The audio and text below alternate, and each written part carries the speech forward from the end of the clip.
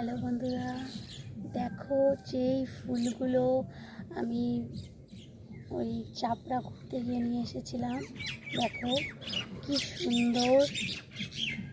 কি সুন্দরভাবে ফুটেছে আর কতটা ঝাঁকড়া হয়েছে, কি দারুণ লাগছে। ছোট্ট ছোট্ট সাদা সাদা ফুল এত দারুণ লাগে, যেগুলো মুকুটের মধ্যে দেয়। আমি কোনোদিন এই গাছ লাগাইনি, আমি কিন্তু এই গাছের নাম এখনো পর্যন্ত জানি না। তোমরা যদি জেনে থাকো এই গাছের নাম কি?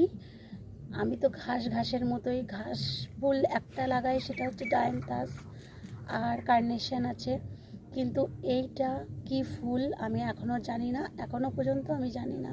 আর এই প্রথমবার আমি এই গাছ লাগালাম। তোমরা এর নাম যারা যারা জানো প্লিজ আমাকে কমেন্টে বলো, তাহলে আমি জানতে পারবো। নাহলে আমি এখনও জানি না, নাহলে সার্চ করতে হবে, করে দেখতে হবে। আর আমার আশেপাশে যারা, তারা কেউই এই গাছের নাম জানে না। শুধু এটা জানি যে এই গাছের মানে ফুলের তোড়ায় মুকুটে দেওয়া হয় এই ফুল, কিন্তু এই প্রথমবার আমি লাগালাম। আর কতটা সুন্দর হয়েছে দেখো, সেটাই তোমাদের দেখাবো বলে ভিডিওটা করছি। দেখো কি দারুণ লাগছে, কত ফুটেছে দেখো। ছোট্ট ছোট্ট সাদা সাদা ফুল হলে কি হবে, দারুণ লাগে দেখতে। আর বেশি বড় টবেও না, দেখো এই দেখো ছোট্ট একটা টবে কিন্তু লাগিয়েছি আমি। 4-5টা গাছ হবে, খুব সুন্দর ফুটেছে। এর মনে হয় বীজ হয়, এই যে এইগুলো মনে হয় এর ভেতরে হয়তো বীজ থাকে, জানি না, মনে হচ্ছে দেখে এর ভেতরে এই বীজগুলো আছে।